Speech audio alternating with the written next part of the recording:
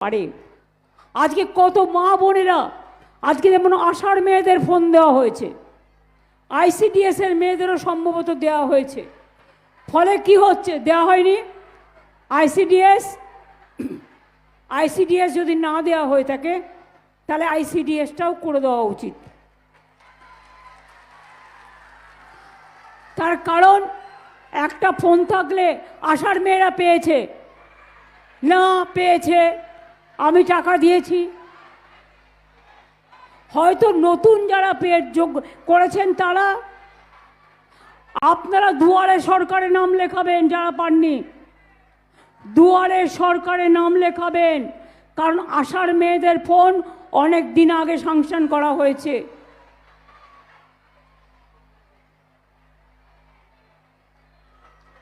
কি হয়েছে?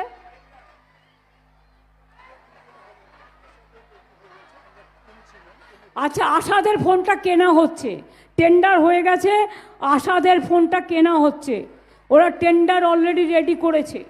সুতরাং কেনা হলেই আপনারা পেয়ে যাবেন। আপনাদেরটা প্রসেসে আছে, আইসিডিএসেরটা নেই। আইসিডিএসেরটা পলিসি করে দাও।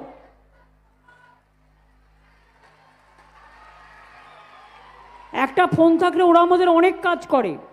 আইসিডিএস আশার মেয়েদের মাইনেও আমরা অনেকবার বাড়িয়েছি। সেন্ট্রাল গভর্নমেন্ট তো 3000 টাকা করে দিত আশার মেয়েদের, সেটাও তুলে দিয়েছে।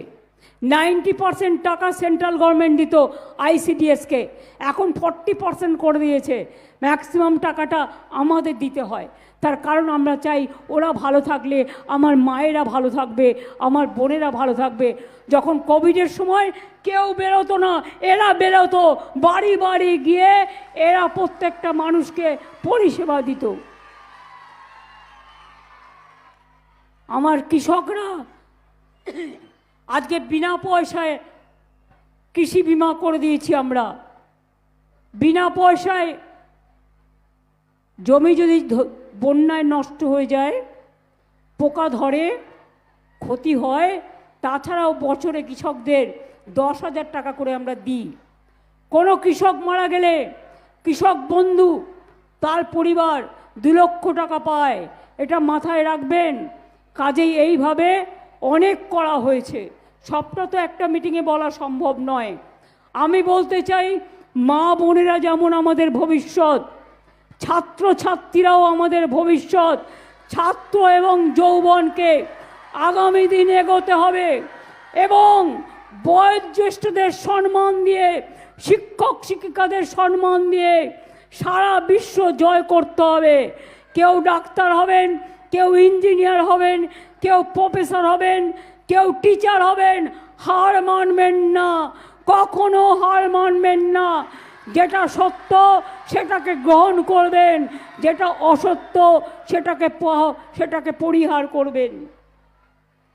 আর মা বোনদের সম্মান রক্ষা করা, এবং আমি আমার পণ্ডিত পুরোহিত যারা আছেন এবং ইমাম ভাই বোনেরা যারা আছেন, মুয়াজ্জিমরা যারা আছেন, তাদের কাছে আমার অনুরোধ থাকবে, কেউ কেউ কখনো কখনো দাঙ্গা লাগানোর চেষ্টা করে। মুর্শিদাবাদ জেলায় কিন্তু দাঙ্গার ইতিহাস নেই। 2006 সালে যখন 1992 সালে যখন বাবরি মসজিদ ডিমোলিশন হয়, সব জায়গায় দাঙ্গা হলেও মুর্শিদাবাদ জেলায় দাঙ্গা হয়নি। হ্যাঁ, কাটরা মসজিদের ঘটনা আমার মনে আছে। আমি এসেও ছিলাম তখন, প্রায় 40 জন মারা গিয়েছিল। আমি আজও ভুলতে পারি না। কয়েকদিন আগে বেলডাঙ্গা একটি দাঙ্গার চেষ্টা করা হয়েছিল।